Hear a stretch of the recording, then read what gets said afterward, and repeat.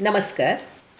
ભારતીય વિદ્યાભવન અને કવિશ્રી ઉદયન ઠક્કરને કૃતજ્ઞતાથી સ્મરીને મારા સમકાલીન કવયિત્રી મનીષા જોશીની કાવ્ય સૃષ્ટિ વિશે હું જે વાત કરીશ તેને મેં શીર્ષક આપ્યું છે કચ્છથી કેલિફોર્નિયા. મનીષા જોશીની કાવ્ય યાત્રા. શરૂઆત કરીએ મનીષાના એક લઘુ કાવ્ય પ્રવાસી પાણીથી. પ્રવાસી પાણી.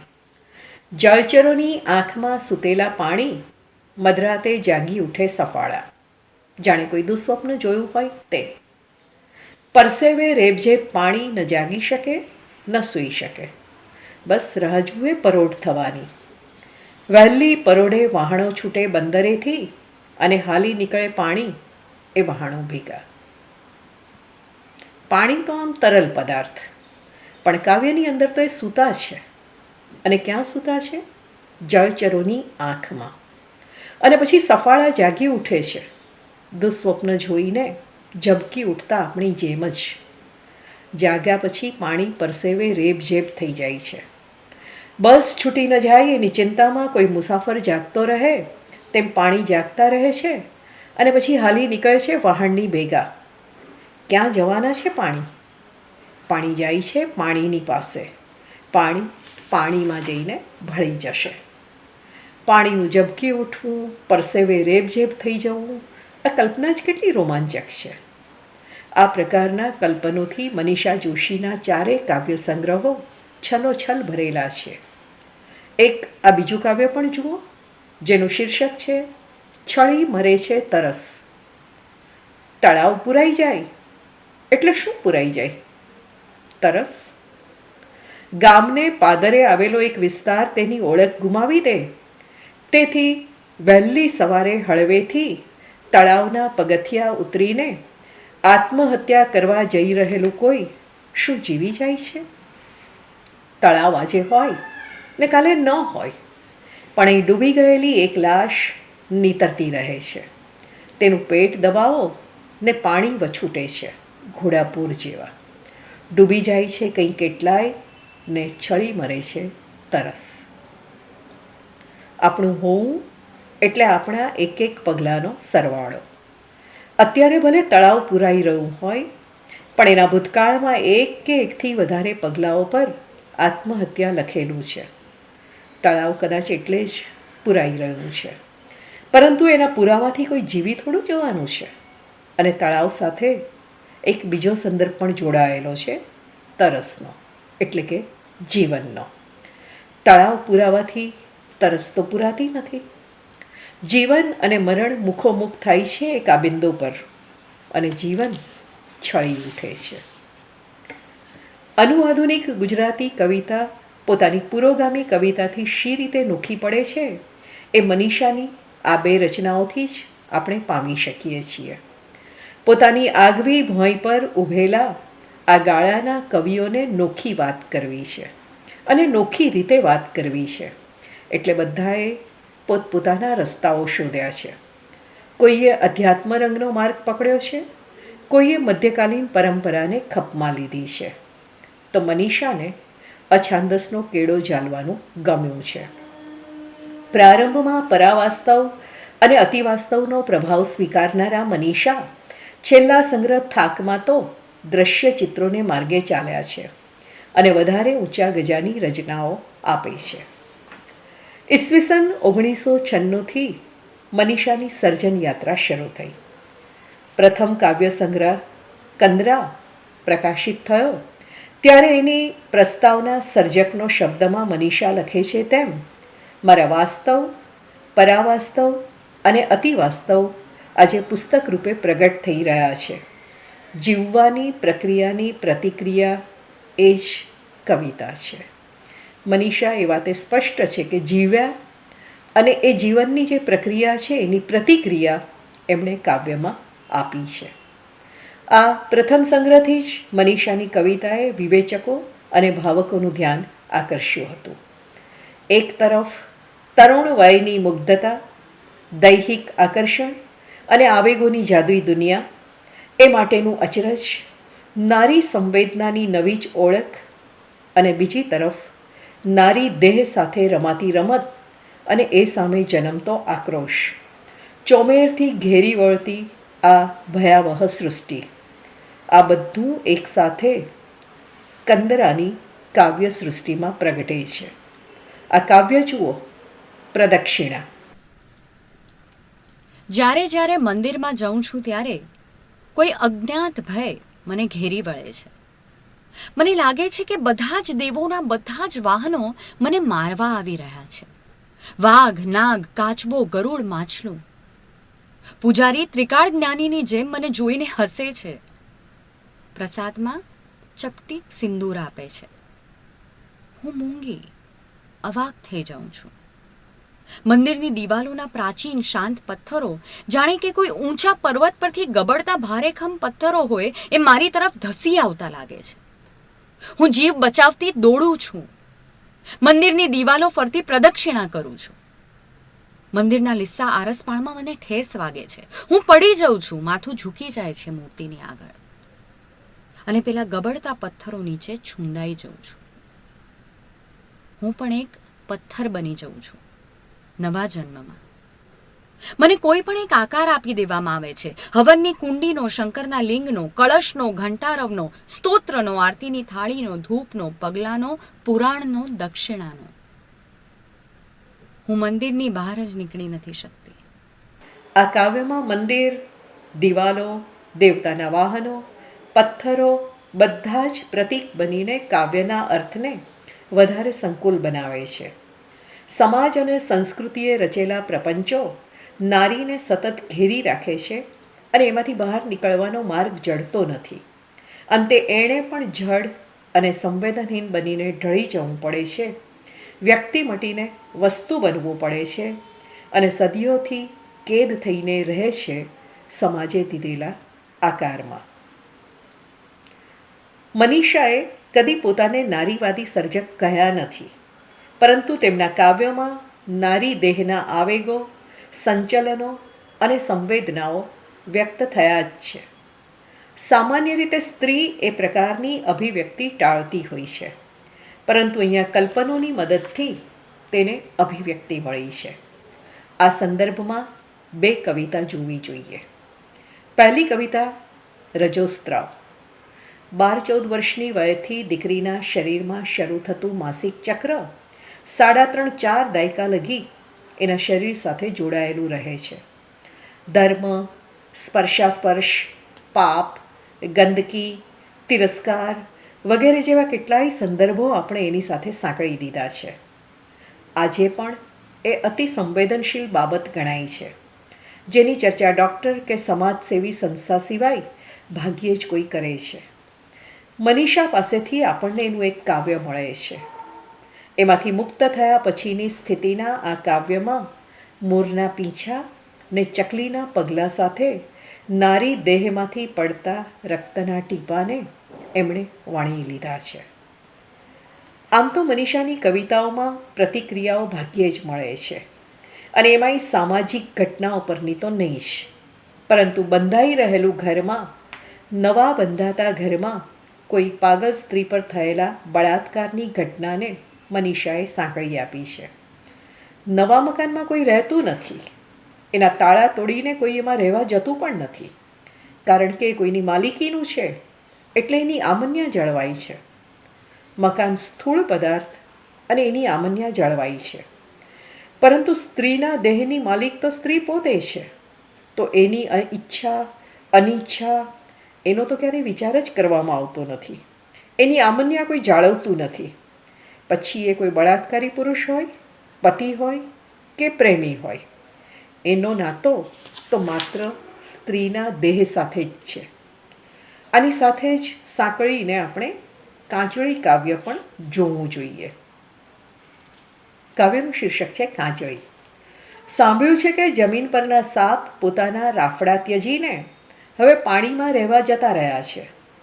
સીમમાં ચાલતી વખતે મારા પગે અથડાઈ છે રંગબેરંગી કાંચળીઓ, અને ત્યાં પાણીની અંદર સાપના ઠાલા શરીર ફંગોળાતા હશે, ખડકો પર પછડાતા દોરડાની જેમ. એમના શરીર પર ફૂટતા હશે લોહીના ટશિયા. પણ મારા હાથમાંની કાંચળી તો એવી જ સૂકી ભટ્ટ છે, જાણે આકરા વૈશાખમાં તરછોડાયેલું કોઈ પાંદડું. આ કાંચળીની અંદર ક્યારેક કોઈક ઝેરી શરીર રહેલું છે. હવે મનના એક ખૂણે કોઈ પ્રેમ પ્રકરણની વચ્ચે મૂકેલા વિષ ભર્યા કાગળની જેમ રંગ બદલતી રહેશે આ કાંચળી. સાપ જેમ કાંચળી ઉતારીને જતો રહ્યો, તેમ પ્રેમી પણ જતો રહ્યો છે દેહ ભોગવીને અને બીજે જાળ ફેલાવવા. નાયિકાના હાથમાં રહી ગઈ છે ખાલી કાંચળી, એની બનાવટી વાતો, એની મીઠી મીઠી સ્મૃતિઓ. નાયિકા અતિ સંવેદનશીલ છે, આથી નાયકને પોતાને ત્યજીને જતા કાંચળી ઉતારતા કેટલી પીડા થઈ હશે એવું એ કલ્પે છે. આવા જ કોઈક સંદર્ભે એક બીજી કૃતિ પણ મનીષા પાસેથી આપણને મળે છે, જેનું શીર્ષક છે સહશયન. મનીષાની એ વિશિષ્ટ કૃતિ છે. કાવ્યની નાયિકાને નાયક પાસેથી પ્રેમની અપેક્ષા છે, સ્નેહની ઝંખના છે, જ્યારે નાયકને પક્ષે તો માત્ર દૈહિક આવેગો અને રતિરાગના સુખ સિવાય બીજી કોઈ નિસ્બત જ નથી. નાયિકાના દેહ સાથેના સંબંધથી તૃપ્તિ મેળવ્યા પછી એ પણ જતો રહે છે, પેલી કાંચળી કાવ્યના નાયકની જેમ જ. આ જાય છે પોતાના સલામતીના કોચલામાં, પરંતુ નાયિકા તો એની રાહ જોતી રહે છે. સ્ત્રી પુરુષના સંબંધની આ જટિલતાને કવયિત્રી કેવી રીતે વ્યક્ત કરે છે એ કાવ્યના આ એક અંશમાં જુઓ. તારા નીત નવા અંગોની સહસ્ત્ર રાશિઓની વચ્ચેથી હું શોધું છું પ્રેમની રાશિને. શયનખંડની દિવાલો પર શરીર ઘસતો હોય છે ત્યારે તું અદ્ધર લુચ્ચા શિયાળ જેવો લાગે છે. ભૂખ્યું રીંછ જેમ સમુદ્રના મોજાઓ સાથે ઉછળતી માછલીને પાણી વચ્ચેથી અદ્ધર ઝીલીને ખાઈ જાય એમ તું મને ચૂમે છે. ક્યારેક તારા શરીર પર શાહુડી જેવા કાંટા ઉગે છે. નાયિકાની પ્રેમની શોધ સામે નાયકની ઉપભોગ વૃત્તિ શિયાળ, રીંછ અને શાહુડીના કાંટા દ્વારા વ્યક્ત થઈ છે. પોતાના શિકાર પર હુમલો કરતી વખતે બાજ પક્ષી તેના પેટમાં, ગળા પર અને આખા શરીર પર નહોર ખોસીને તેને નિર્જીવ કરી દે છે અને પછી તેને ઉઠાવીને પોતાના માળામાં લઈ જાય છે. આવા બાજ પાસે સહશયનની નાયિકા પોતાના શયનખંડની રખેવાળીની અપેક્ષા રાખે છે. મનીષાની કેટલીય કવિતાઓમાં નારી દેહની સાથે પુરુષની જે ઉપભોગ વૃત્તિ છે એનું આપણને ચિત્રણ મળે છે. આ વાત કરતી વખતે સતત એક વાત આપણે મનમાં રાખીએ કે આપણી મોટાભાગની જે ગાળો છે એ સ્ત્રી દેહની સાથે સંકળાયેલી છે. અને મનીષાની એક હિન્દી રચનામાં સદીઓથી ઉપભોગમાં લેવાતા નારી દેહની આ કરુણાંતિકાનું પણ એક ચિત્ર મળે છે. એ કાવ્યનું શીર્ષક છે સ્ત્રી. बस स्टेशन के सार्वजनिक शौचालय की दीवार पर पहली बार पढ़ा था तेरी माँ की योनी. उस वक्त वहाँ बस स्टैंड के एक कोने में चाय की दुकान थी और उसकी बगल में था एक अखबार विक्रेता का स्टोर. तब से जान लिया मैंने कितनी गहरी होती है स्त्री की योनी, जो समा लेती है अपने अंदर इन सब चाय पी रहे और अखबार पढ़ रहे पुरुषों को. આ કાવ્ય વાંચ્યા સાંભળ્યા પછી કોઈ પણ ભાવક થોડીવાર માટે સ્તબ્ધ થઈ જાય એવું છે. જો કે પોતાને છેતરતા નાયક સામે મનીષાની બધી નાયિકાઓ શરણાગતિ સ્વીકારતી નથી, લડત પણ આપે છે અને એમાં એક હિંસક ભાવ પણ અનુભવાય છે. પણ આ હિંસા કોઈ વ્યક્તિ માટેની નથી, સામૂહિક ચેતના સામેની હિંસા છે. ત્યાં એક મુક્તિની ઝંખના છે. અન્નને થૂકી નાખીને, બાળકને જન્મ નહીં આપીને આ જટિલતાના ચક્રને તોડવાની ખેવના છે. વાળની ગૂંચ કાવ્યની નાયિકા નાયકને ઈજન આપે છે. પોતાના વાળ સોનાના કાંસકાથી ઓળવાનું અને વાળની ગૂંચ ઉકેલી આપવાનું. બદલામાં એ શું કરશે? નાયિકા નાયકને ચંદનના લાકડા પર સુવરાવીને અગ્નિદાહ આપવાની વાત કરે છે. સંબંધોની ગૂંચનું જે બિહામણું ચક્ર છે એ કોઈ રીતે તૂટવું જ જોઈએ. આપણને યાદ આવે પેલું લોકગીત વહુએ વગોવ્યા મોટા ખોરડા રે લોલ, જેમાં વગર વાંકે એની નાયિકાને સોમલ ઘોળવું પડે છે અને પછી સાસરા પક્ષના લોકો અઘરું ચંદનની ચિતામાં એને અગ્નિદાહ આપે છે. અહીંયા એ ચક્ર પલટાય છે. વાળની ગૂંચમાં નાયિકા નાયકને ચંદનના લાકડા પર સુવરાવીને અગ્નિદાહ આપવાની વાત કરે છે. આ જ સંદર્ભમાં મનીષાનું એક અન્ય કાવ્ય શૂન્યાવકાશ પણ જોવા જેવું છે. મને બહુ જ મજા આવી હતી આ કાવ્ય શૂન્યાવકાશ વાંચતી વખતે. શૂન્યાવકાશ એક ચૂડેલ અને એક ખવીસ પ્રેમમાં હતા. બાળ વાર્તામાં અથવા નાના હતા ત્યારે ભૂત પ્રેતની વાતો સાંભળતા ત્યારે ચૂડેલ અને ખવીસની વાત બહુ જ સાંભળેલી. તો એક ચૂડેલ અને એક ખવીસ પ્રેમમાં હતા. ચૂડેલ રોજ માથા પર સગડી લઈને આવી જતી. બંને ખુશ હતા. શરીરની પોતાની એક ભાષા છે ને, બંને સંતુષ્ટ હતા. પણ એક દિવસ ચૂડેલને મન થયું કે એનો પ્રેમી એને એક દીર્ઘ ચુંબન આપે. એણે ખવીસને ખૂબ આજીજી કરી, પણ ખવીસને માથું જ ક્યાં હતું? હોઠ, દાંત, જીભ, આંખ, કાન કંઈ જ નહીં. એ રડવા લાગ્યો. ચૂડેલ એના ધડની ઉપરના શૂન્યાવકાશને તાકી રહી અને પછી ગુસ્સે થઈને ચાલી ગઈ. ખવીસ એની પાછળ એને મનાવવા દોડ્યો, પણ ક્યારેય એને શોધી ન શક્યો. ચૂડેલના પગલાં હંમેશા ઊંધા પડે છે. આ પ્રેમ કાવ્ય છે ચૂડેલ અને ખવીસનું. બાળપણમાં સાંભળેલી ભૂતોની ડરામણી વાતોમાંથી ઉઠાવેલા બે ભૂત, ચૂડેલ અને ખવીસ. કાવ્યનો પ્રારંભ ભલે પ્રેમની વાતોથી થતો હોય, પણ અંતે તો પ્રેમના ન હોવાની વાત જ કાવ્યમાં આવે છે. પોતાની વાતને નવતર રૂપ આપવા માટે મનીષા જે જાત જાતની પ્રયોગતિઓ પ્રયોજે છે, આસપાસના પરિવેશમાંથી કોઈ પદાર્થને કલ્પનાના જગતમાં ગોઠવીને જે નવી સૃષ્ટિ રચે છે એ આ કાવ્યમાં જોઈ શકાય છે. એની સાથે સાથે આ કાવ્યની ભાષામાં પણ મને રસ પડ્યો.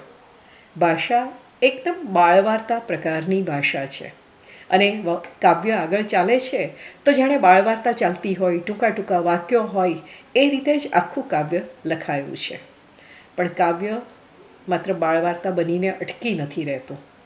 કશુંક ખોઈ દેવું, કશુંક ન મેળવી શકવું, કશાક અભાવનો સતત અનુભવ કરવો, આ બધી લાગણીઓ આમ ભલે વ્યક્તિગત હોય, પણ અહીંયા જ્યારે કાવ્ય રૂપ ધારણ કરે છે ત્યારે સાર્વત્રિક અને સર્વકાલીન બની જાય છે.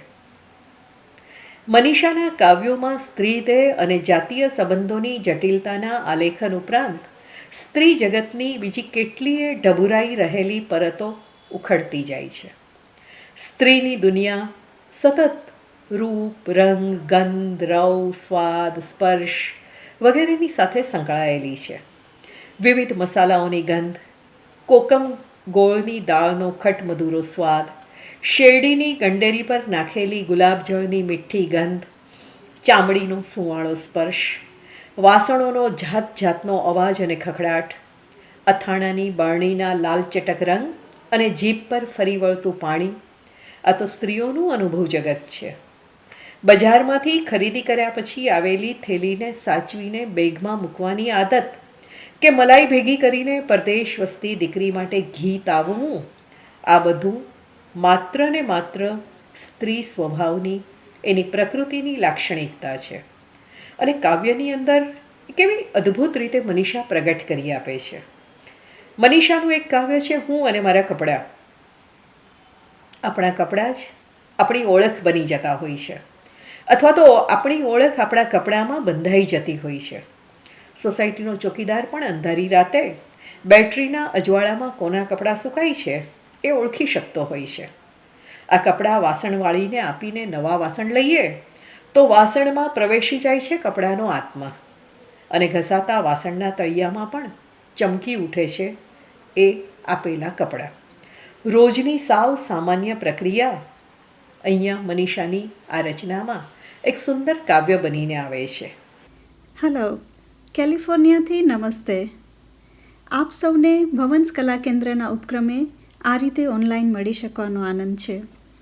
જો કે આ રીતે કવિતાઓ વાંચવાનું થાય ત્યારે ખાસ તો પોતાને જ ફરીથી મળવાનું થતું હોય છે.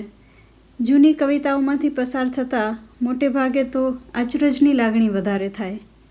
તો હું શરૂઆત કરીશ મારા પ્રથમ કાવ્ય સંગ્રહ કંદરાની કવિતાથી. કાવ્યનું શીર્ષક છે સાંજનું આકાશ.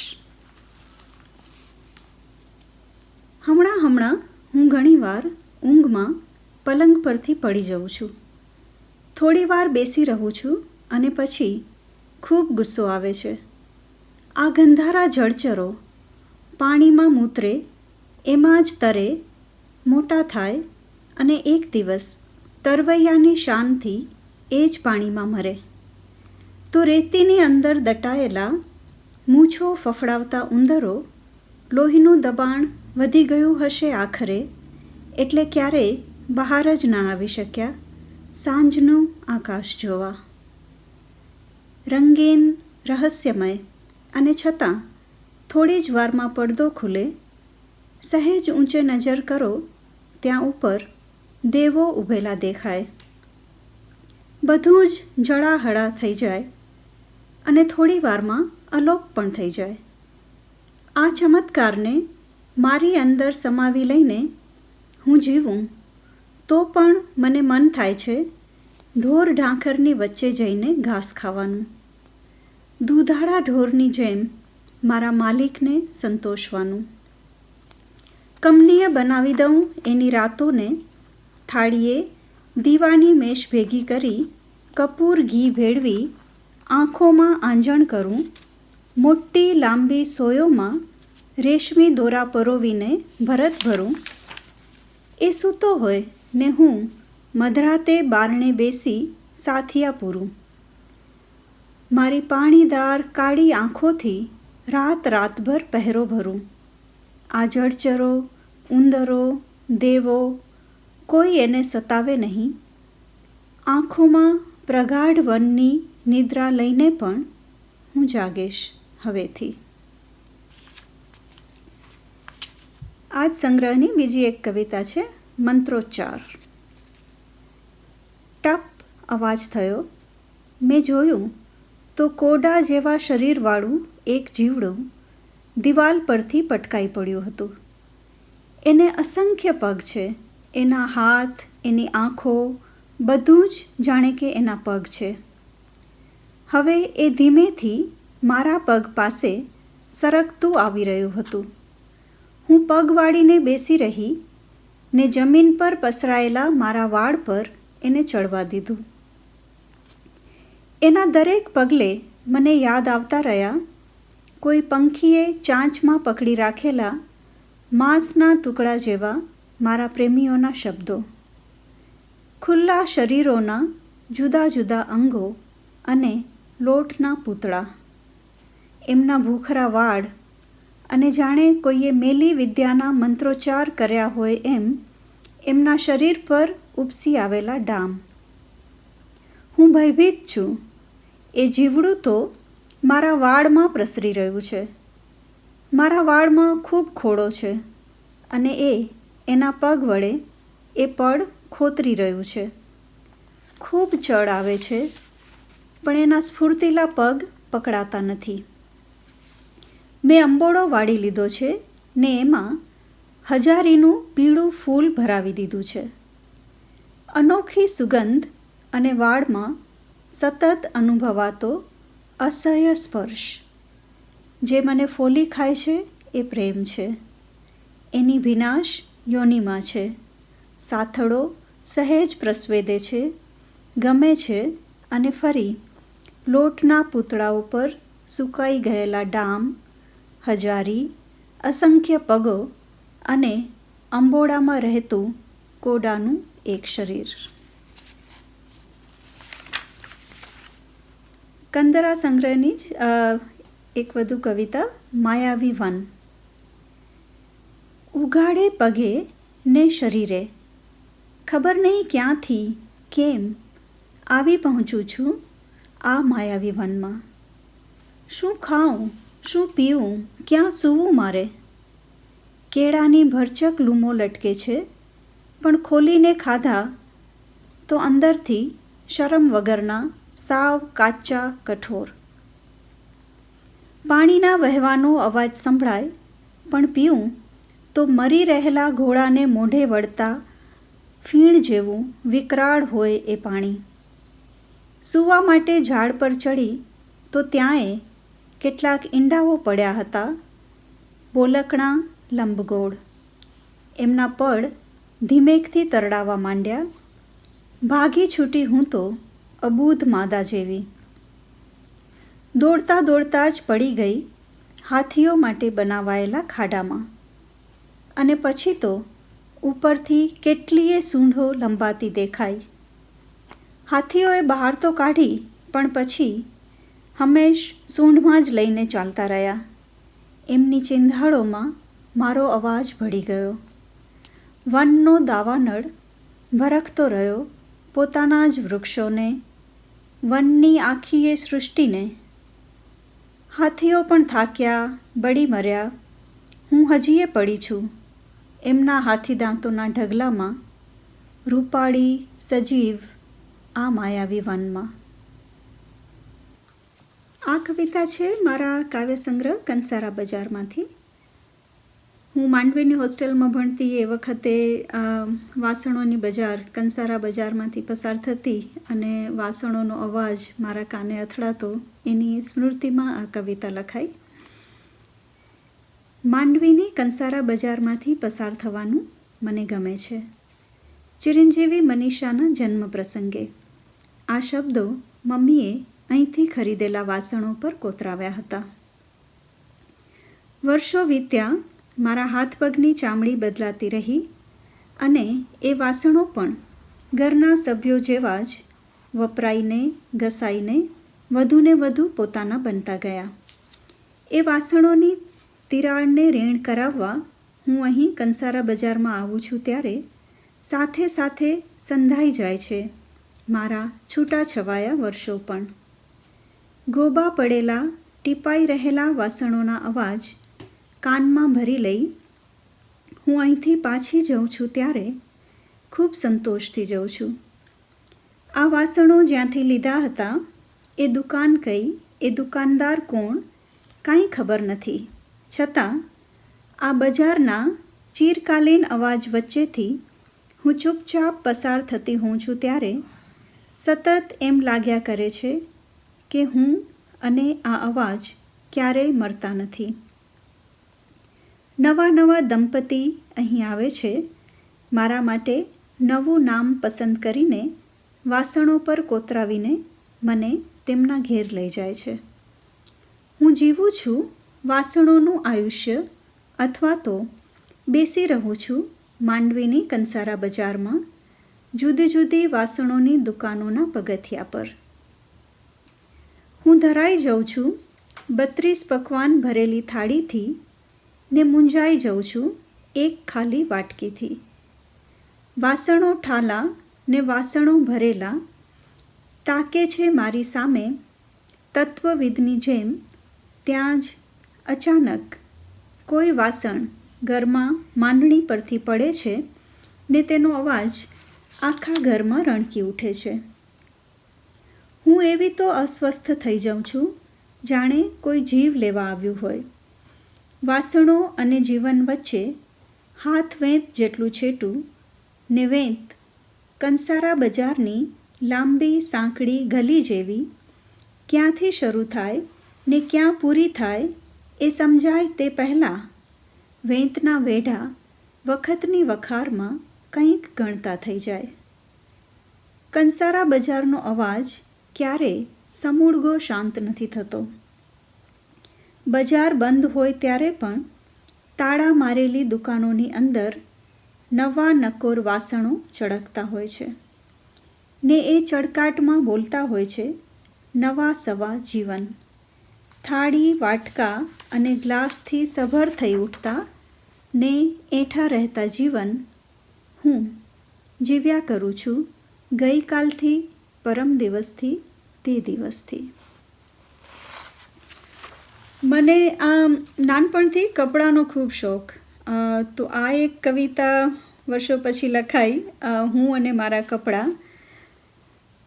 આ કવિતામાં ખાસ તો કપડાને કારણે આપણે પોતે પરિચિતતાની એક જે કેદ હોય છે એમાં કેવા ફસાઈ જતા હોઈએ છીએ, એ જે એન્ટ્રેપમેન્ટની ફિલિંગ છે એના પર આ કવિતા છે.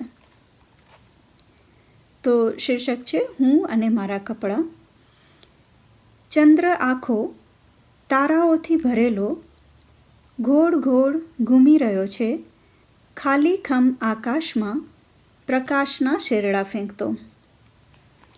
સોસાયટીનો ચોકીદાર બેટરીનો પ્રકાશ ફેંકી જુએ છે, બહાર સુકાઈ રહેલા મારા કપડાંને એ ઓળખે છે. આજે સાંજથી લાઇટ નથી, અંધારા ઘરમાં ફરી રહેલા વંદાની બે ચળકતી આંખોની વચ્ચેથી હું એ આંખો જેવા જ નગ્ન શરીરે બહુ સિફતથી પસાર થઈ જાઉં છું. મળી જાય છે મીણબત્તી મેં જ્યાં હાથ વગી રાખી હતી એના કરતાં કોઈક જુદી જ જગ્યાએથી. મીણબત્તીના પ્રકાશમાં મારા કપડાની ડિઝાઇન નિર્દોષ લાગે છે. રાત આખી મીણબત્તી સળગતી રહી. સવારે હું ઉઠી ત્યારે ઘરમાં મીણના પૂતળાઓ મારા કપડાં પહેરીને ફરી રહ્યા હતા. ડોરબેલ વાગી. ધોબી કપડાં ઇસ્ત્રી કરીને લાવ્યો હતો. મીણના પૂતળાઓ સામે રહસ્યમય સ્મિત ફરકાવીને એ ચાલ્યો ગયો. ચા બનાવતી વખતે પ્રાઇમસની સરસ વડ ચડાવેલી કેરોસીનથી તરબોળ વાટની બ્લુ ફ્લેમ મને પ્રસન્ન કરી ગઈ. પ્રાઇમસની કળ મારા હાથમાં છે અને આ બ્લુ હેવન પણ. પ્રાઇમસની ઝાડ આખા ઘરમાં પ્રસરે મારા બધા જ કપડાં અને એ કપડાની આદતો ધરાવતા પેલા મીણના પૂતળા બળીને રાખ થઈ જાય તો કેવું સારું. પણ આ ચિરંજીવ કપડાં એમ કંઈ સળગે એવા નથી. છેવટે એક વાસણવાળીને બોલાવી મારા કપડાં એને આપી દઈ હું બદલામાં વાસણો ખરીદું છું. હવે એવું લાગે છે કે જાણે કપડાનો આત્મા આ વાસણોમાં પ્રવેશી ગયો છે. ચાની તપેલીના તળિયે જામેલી કાળી મેષને હું ઘસીએ જઉં છું. માંજતા માંજતા તપેલીનું તળિયું અરીસાની જેમ ચમકી ઉઠે છે અને મને દેખાય છે મારા કપડાની એ જ અતિ પરિચિત ભાત. હું જોઈ શકું છું ઊંચે આકાશમાં પવનમાં ખીલીઓ ઠોકીને બાંધેલી એક વળઘણી પર મારા એ જ રોજ પહેરવાના કપડાં સુકાઈ રહ્યા છે, સૂરજના સોનેરી પ્રકાશમાં દેદીપ્યમાન દિસતા. દૈવી છે મારા કપડાં અને એથી પણ દિવ્ય છે એનો કંટાળો.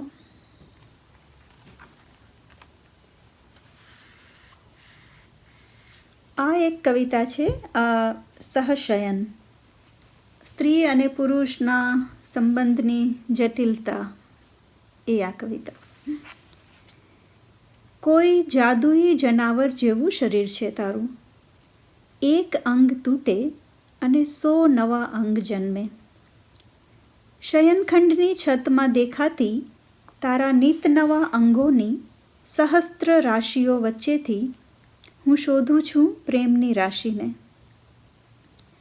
શયનખંડની દિવાલો પર તું શરીર ગસતો હોય છે ત્યારે અદ્દલ લુચ્ચા શિયાળ જેવો લાગે છે.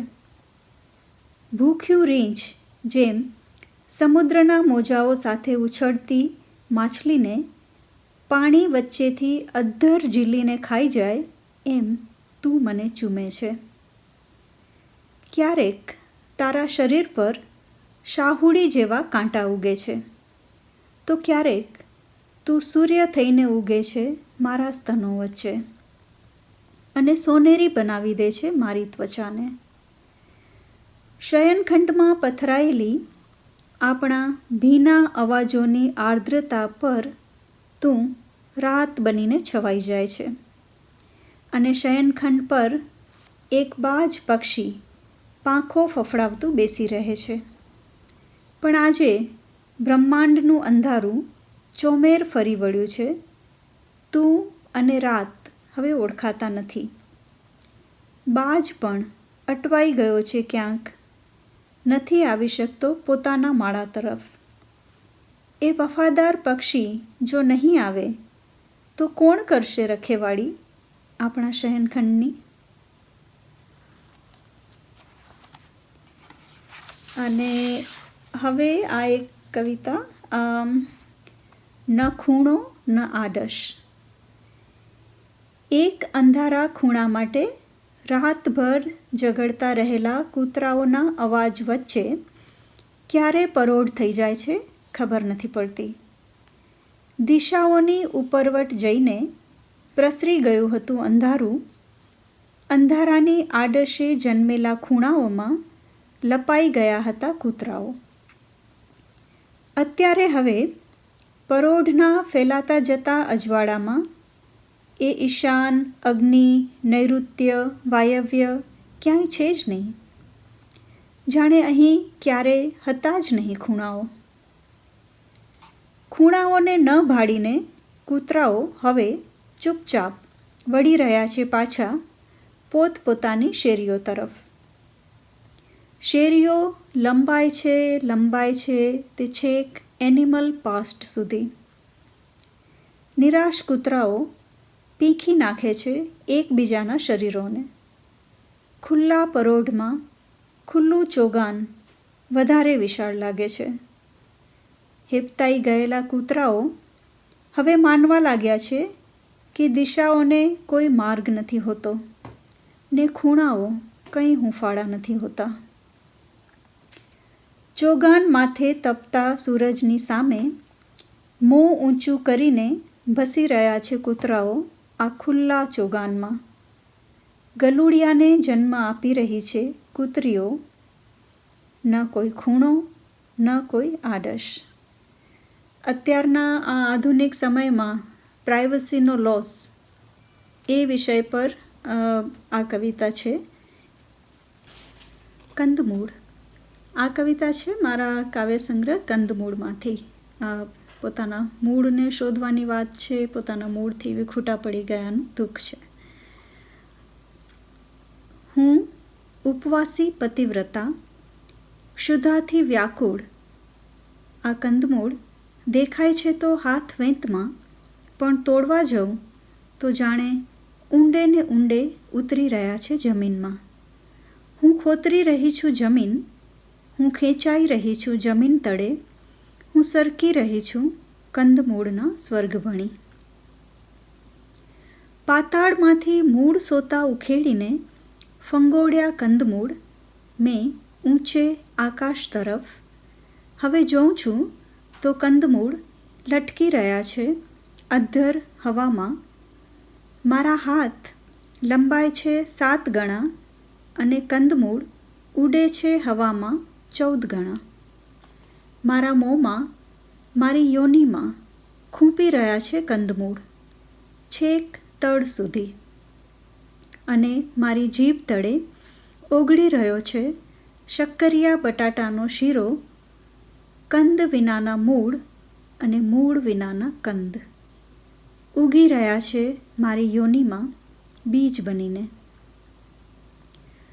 શરીરના ક્ષાર શોષી લઈને હૃષ્ટપુષ્ટ થયેલા આ કંદમૂળ નક્કી જીવ લઈ લેશે મારો. કંદ વિનાના મૂળ અને મૂળ વિનાના કંદ. મૂળ અને કંદને લાખ ભેગા કરું હું, પણ જમીન નથી આપતી જગ્યા તસુભર. અને હવા લઈ જઈ રહી છે મારા 2 હાથને એકમેકથી દૂર, અતિ દૂર. એક બટકું ભરું કંદને ત્યાં મૂળિયા જકડી લે છે મારા શરીરને. હું અશક્ત ઉડી રહી છું આકાશમાં, અને પૃથ્વી લોકના મૂળ દેખાઈ રહ્યા છે ઉપરથી જમીનથી સાવ વિખૂટા.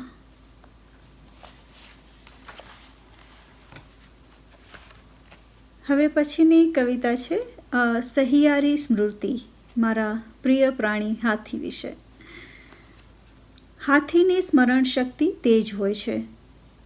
હું જે ભૂલી ગઈ છું એવું ઘણું બધું એ મને યાદ અપાવે છે. આ હાથી તેની ઊંડી વિશાળ આંખો મારી આંખોમાં પરોવે છે અને મને યાદ આવે છે મારા એ પ્રિયજનની આંખોમાં પણ આ હાથીની આંખો જેવી જ કંઈક અજબ વેદના હતી. હાથી એના સ્વપ્નમાં વિહરે છે કોઈ મુક્ત જંગલમાં અને હું પણ તેની પાછળ પાછળ ફરતી હોઉં છું. ક્યારેક ખુશીના ઉન્માદમાં એ કંઈક ચિત્કારે અને એની એ અજાણી ભાષા મને યાદ અપાવી દે છે મારી એવી જ કોઈ ગુપ્ત અને ગહન ખુશીની.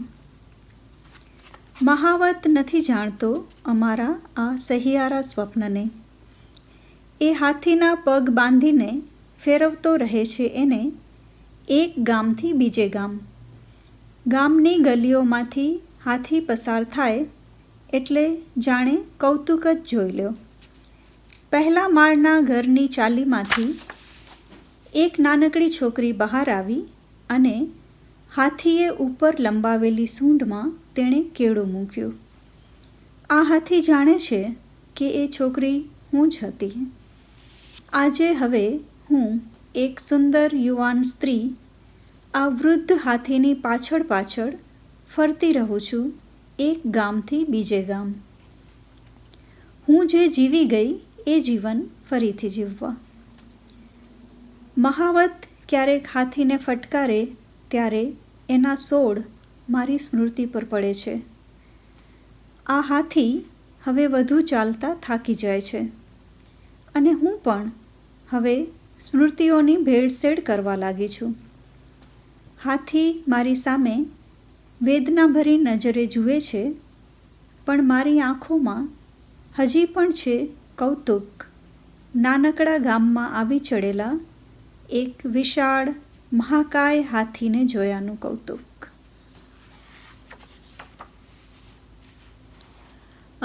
એક વધુ કવિતા કૂતરા ઉપર. શિકારી કૂતરા. જંગલમાં દોડી રહ્યા છે શિકારી કૂતરા કોઈ અપરાધીની શોધમાં. આ સ્વપ્ન હું ઘણીવાર જોઉં છું. સવારે ઉઠું ત્યારે મારા પોતાના શરીરની ગંધ મને કંઈક ગુનાહિત લાગે છે. કોઈ એક રાત્રે કોઈ એક સ્વપ્નમાં ફાડી ખાશે એ કૂતરા મને અને હું સફાળી જાગી જઈને હતું ન હતું કરી નાખીશ એ સ્વપ્નને. શિકાર અને શિકારી વચ્ચેનો ભેદ બહુ લાંબો નથી ટકતો સ્વપ્નમાં. એ વિકરાળ કૂતરા બહુ જલ્દી જ પૂંછ પટપટાવતા બેઠા હશે મારી સામે અને હું દોડાવીશ તેમને કોઈ અજાણ્યા શરીરની નવી ગંધ પાછળ.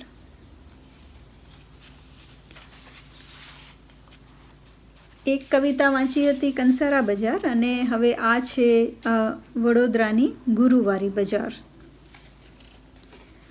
દર ગુરુવારે વડોદરાના કાલુપુરાના ચોકમાં ભરાતી ગુરુવારી બજારની હું રાહ જોતી રહું છું. ઘડિયાળમાં નવા સેલ નાખી આપતા ઘડિયાળી, રૂના તકિયા બનાવી આપતા પિંજારા, શ્વાસની દુર્ગંધ દૂર કરતી દવાઓ વેચતા હકીમો, વેપારીઓની તો ખોટ નથી આ બજારમાં. નવજાત શિશુઓને માલિશ કરવાના તેલ વેચતી એક દુકાનની બહાર હું ઊભી છું. સુંદર કદરૂપા કેટલાય લોકોને જાત જાતની સસ્તી ને ટકાઉ વસ્તુઓ ખરીદતા જોઈ રહી છું. 30-35 વર્ષના સહજીવન પછી લગભગ એકમેકના જેવા દેખાતા, એક સરખી ભાષા બોલતા ને એક સરખું વિચારતા પતિ પત્ની સજોડે ઉપવસ્ત્રો ખરીદવા આવે છે. શાક વેચતી કાછિયણોના ચહેરા તેમના શાક વેચવાના તોલ માપ જેવા જ નિસ્પૃહ બની ગયેલા દેખાય છે. ક્યાં સુધી આપણે આ ઘાસ જેવા શાકપાનમાં તેલ મસાલા નાખીને તેમને સ્વાદિષ્ટ બનાવતા રહીશું? પ્લાસ્ટિકના ડબ્બાની દુકાનમાં અને સેકન્ડ હેન્ડ સાડીઓના સેલમાં હું ફરી વળું છું. મને આ નવી કરતાં વપરાયેલી ચીજવસ્તુઓ ખરીદવાનું વધારે ગમે છે. ઘસાયેલી ચળકાટ વિનાની વસ્તુઓ કેટલી શાંત અને વધુ સમજદાર લાગે છે. સેકન્ડ હેન્ડ વસ્તુઓનો બીજો ફાયદો એ કે કોઈકની ગોઠવણ અને કોઈકની આદતમાં ઢળી જવાનું. નવી નક્કોર વસ્તુઓ તો જાણે મારી સામે લાંબા આયુષ્યનો પડકાર ફેંકતી હોય તેમ લાગે. મને ડર લાગે છે નવી વસ્તુઓ સાથે નવી શરૂઆત કરવાનો. જૂની વસ્તુઓ તો જલ્દી તૂટે ફૂટે અને તેમને ઘરમાંથી બહાર ફેંકી દેતા હું વિચિત્ર મુક્તિ અનુભવું છું. એ વસ્તુઓના અસલ માલિકોને મારી નાખ્યા હોય તેવી. શું કામ જીવ્યા કરતા હતા એ લોકો કારણ વગરના કંટાળાજનક જીવન. ગુરુવારની આ બજારમાં લોકો જૂની વસ્તુઓ વેચી જાય અને હું તેમાંથી પસંદગી કરીને ખરીદી લઉં. સાંજે બજાર બંધ થયા પછી પણ હું ત્યાં જઉં છું, પેલી કાછિયણની જગ્યાએ જઈને બેસું છું અને તેના જેવા જ નિષ્પૃહ ચહેરે જોઈ રહું છું રસ્તામાં પડેલા કોઈ બગડેલા ફળને, કોઈના ભૂલાઈ ગયેલા તોલ માપને કે ચમકતા પરચૂરણને. આ ગુરુવારની બજાર ખબર નહીં ક્યાંથી ઉતરી આવે છે ને વેચનારા ખરીદનારા સૌ ક્યાં ચાલ્યા જાય છે. પાછળ રહી જાય છે માલિશ કરવાના તેલની મહેક અને તેની અદૃશ્ય ખુશ્બુમાં આળોટતા રહે છે નવજાત શિશુઓ, જે મોટા થઈને બનશે ભવિષ્યના ગ્રાહકો કે પછી ભવ્ય સેકન્ડ હેન્ડ સેલ ગોઠવનારા વેપારીઓ. એક ઉતરેલી સાડી. ઘેર કામ કરવા આવતી કામવાળી કે કામવાળાઓને આપણે આપણા ઉતરેલા કપડાં આપતા હોઈએ છીએ. આ પણ એક રોજિંદી પ્રક્રિયા. પણ એ પ્રક્રિયા જ્યારે કાવ્યનું રૂપ ધારણ કરે છે અને એમાં ભળે છે એક સ્ત્રી સંવેદના, ત્યારે જુઓ આ કાવ્ય કેવું બને છે. કામવાળી રોજ જુદી જુદી સાડી પહેરીને આવતી હોય અને એ સાડી પરથી કાવ્યની નાયિકા એની અસલી માલિકણની કલ્પના કરે છે. કાવ્ય એક ઉતરેલી સાડી. મને મજા આવે છે રોજ સવારે મારી ઘેર આવતી કામવાળી બાઈની નવી નવી સાડીઓ જોવાની. નવી એટલે કે ઉતરેલી, પણ નવી તો ખરી જ ને. આજુબાજુના 2-3 બિલ્ડિંગમાં જુદા જુદા ઘરે કામ કરે છે એટલે એની સાડીઓની વેરાયટી ભારે. હું ક્યારેય પૂછું નહીં એને કે આ સાડી કોની, પણ મને મજા આવે તેની સાડી પરથી તેની અસલી માલિકણની કલ્પના કરવાની. આ કળશવાળી ગુજરાતી ડિઝાઇન તો નક્કી પદ્માબેનની, આ જરીવાળી પેલા મિસિસ ઇંગોરાનીની, આ સતારાવાળી સાડી તો મિસિસ મલ્હોત્રાની, અને આ લાલ પાલો તો મિસિસ ઘોષનો જ, અને આ કિનારીવાળી સાડી તો મિસિસ ઝાની જ હોવાની. પણ આજે તો હું જોતી જ રહી ગઈ. મારી કામવાળી બાઈએ એક અતિ આધુનિક સાડી પહેરી હતી, અલબત્ત જૂની પણ ડિઝાઇનર સાડી. સરસ આછો ગેરુઆ રંગ અને સાડીમાં મોહેન્જો દડોની વિશિષ્ટ આકૃતિઓની ભાત. મેં પહેલીવાર એને પૂછ્યું, આ સાડી કોણે આપી? અને જવાબ મળ્યો, એ તો ઉપર પેલા ચિત્રકાર બહેન નવા રહેવા આવ્યા છે ને એમની. અત્યાર સુધી હું માલિકણ પરથી સાડી ઓળખતી હતી. આજે પહેલીવાર હું સાડી પરથી તેની માલિકણની કલ્પના કરવા લાગી. કેવી હશે? લાંબી, પાતળી, નાજુક નમણી, ગોરી કે સાવરી? પરણેલી હશે? શું એક્સ્ટ્રા મેરિટલ અફેર પણ હશે? વિવશ ચહેરે હું જોઈ રહી મારી કામવાળી બાઈના ચહેરાને. આજે હવે પહેલીવાર જોઈ રહી છું હું એક ચહેરા વગરની સાડી, અને કામવાળી બાઈ આજે પહેલીવાર બની ગઈ છે એક ઉતરેલી સાડીની અસલ માલિકણ. આખા કાવ્યમાં ક્યાંય કોઈ પણ પ્રકારની કોઈ ઘટના બનતી નથી, અને છતાં કાવ્ય પૂરું થાય છે ત્યારે તમને એક આખું સમકાલીન જગત, ઓળખ ગુમાવી બેઠેલું જગત આપણી આંખ સમક્ષ આવતું દેખાય. દરેક પ્રદેશની સાડીની એક વિશેષતા હોય, અને એ વિશેષતાને આધારે એ પહેરનાર કયા પ્રદેશના હશે એ કલ્પી શકાય. પરંતુ ફેશન ઇન્ડસ્ટ્રીએ અને આપણા સમકાલીન જગતે આ આપણી પ્રાદેશિક ઓળખ ગુમાવવા માંડી છે. એ બધી લાક્ષણિકતાઓને ભૂંસી નાખી છે અને એટલે જ ડિઝાઇનર ગણાતી સાડીની પોતીકી ઓળખ શોધવામાં કાવ્યની નાયિકા નિષ્ફળ જાય છે. આ નિષ્ફળતા ખતમ થતી વારસાગત ઓળખની પણ છે અને આપણી ભૂસાતી જતી પ્રાદેશિકતાની પણ છે. માને માટે લખાયેલી એક કવિતા ઘીમાં મનીષાએ બહુ ઓછા શબ્દોમાં માની એક છબી આપણને આંકી આપી છે. દીકરી તો પરદેશ છે, માં રોજ મલાઈ જુદી તારવે છે દીકરી માટે ઘી બનાવવા.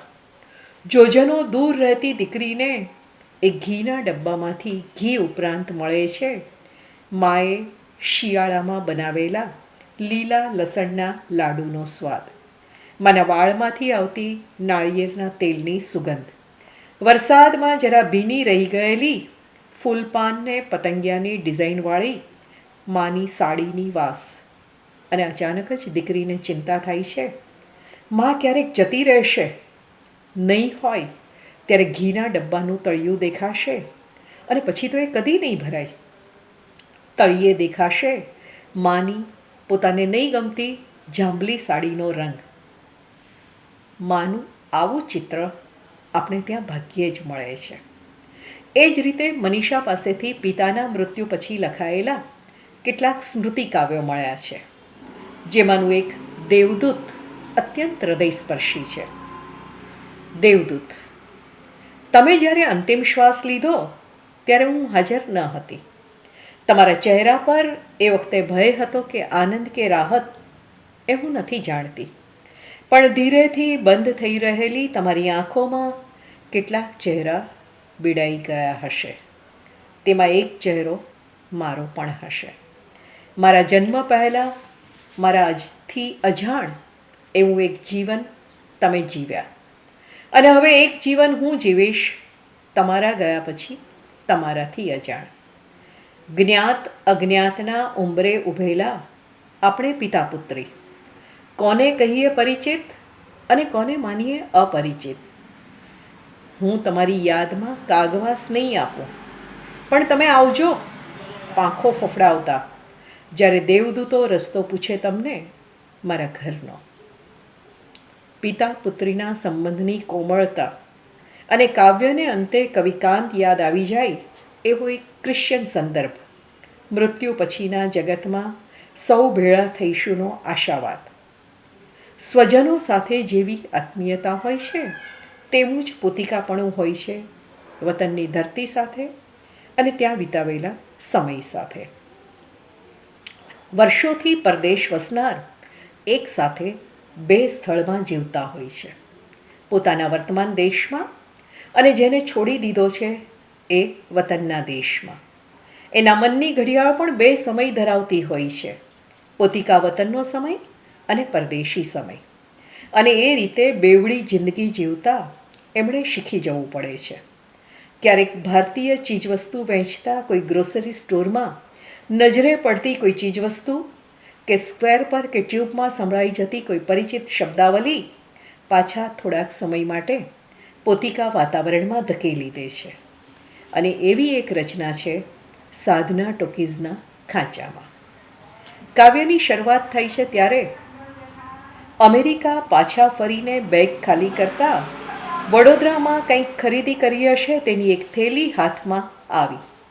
એ થેલી પર સરનામું લખેલું હતું સાધના ટોકીઝના ખાંચામાં. બસ આ એક વાક્ય અને મને ગમી ગઈ નવેસરથી ગુજરાતમાં બોલાતી ગુજરાતી ભાષા.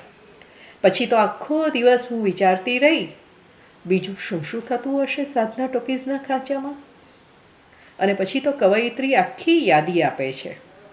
પોળના ઓળખીતાથી નજર બચાવીને ફિલ્મ જોવા આવેલી કોઈ છોકરી, ફિલ્મના ટિકિટના બ્લેક કરતો કોઈ છોકરો, મીટર ડાઉન કરીને બેઠેલો કોઈ રિક્ષાવાળો, શ્રીખંડની થેલી લઈને રિક્ષામાં બેસવા આવતો કોઈ ઘરાક, જાહેરાતોનો કાગળો. સિનેમા ચાલુ થાય ત્યારે છોકરીના કાનમાં હિન્દી મિશ્રિત ગુજરાતીમાં બોલતો છોકરો, મેં તને બહુ પ્રેમ કરું છું.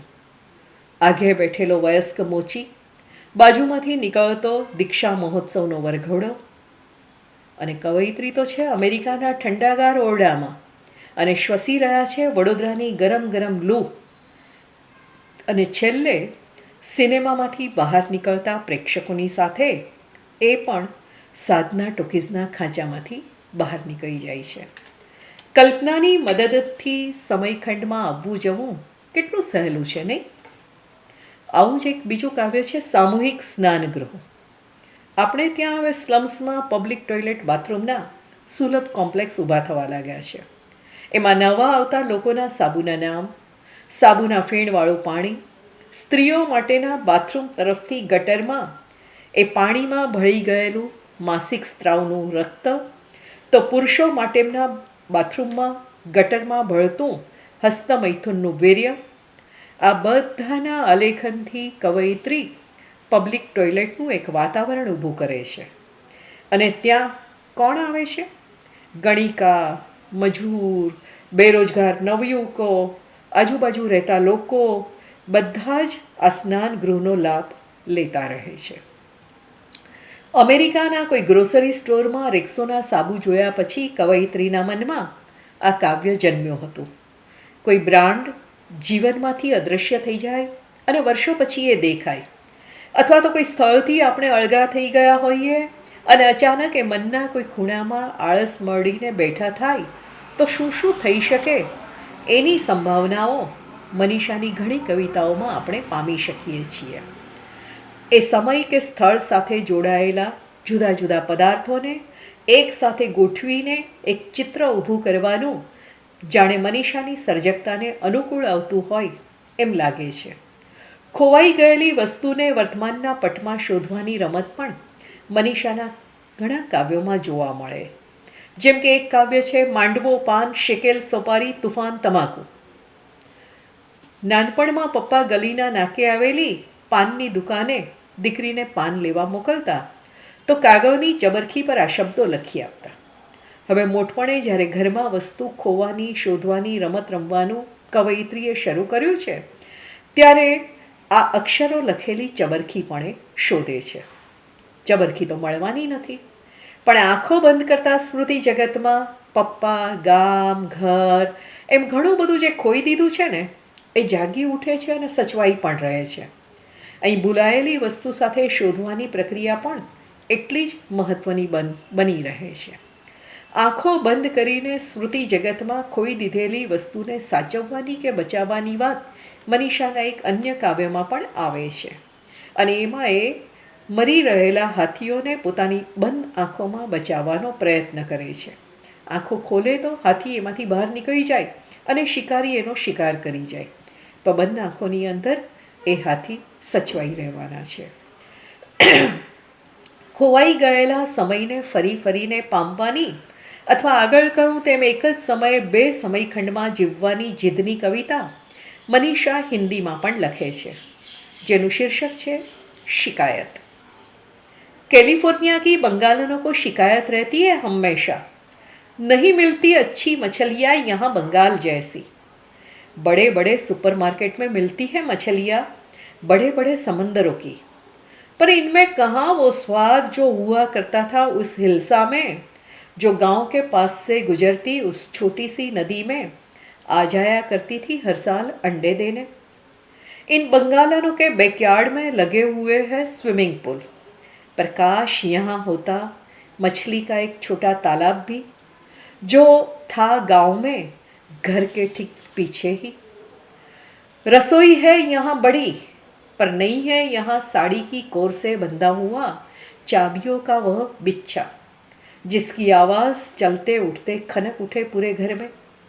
नहीं है वह सुबह जब सब्जी वाला आए लेकर माथे पर कमल ककड़ी का ढेर, जब सुखाई जा सके हिलसा छत पर कमल की जड़ों के साथ. कभी नहीं आती यहाँ वो दोपहरे जब इनकी चौकी पर आए साधु, जो इनको माँ कह के पुकारे. સમૃદ્ધિની છોડો વચ્ચે જીવવા છતાં એ ગમતો સમય આ રીતે ફરી ફરીને કવિતામાં જીવાતો રહે છે. કેવી નાની નાની નગણ્ય લાગતી બાબતોથી કાવ્યને મનીષા વધારે અસરકારક બનાવી શકે છે. કચ્છથી વડોદરા, વડોદરાથી મુંબઈ, મુંબઈથી ન્યૂઝીલેન્ડ, ન્યૂઝીલેન્ડથી લંડન અને લંડનથી હવે કેલિફોર્નિયા. દેશ દેશની સરહદો અને ભાષાઓના સીમાડા ઓળંગીને મનીષા કચ્છમાં આવતા યાયાવર પંખીઓ કે ચારા અને પાણીની શોધમાં રજળ્યા કરતા કચ્છી રબારીની પ્રવાસી પ્રકૃતિ ધરાવે છે.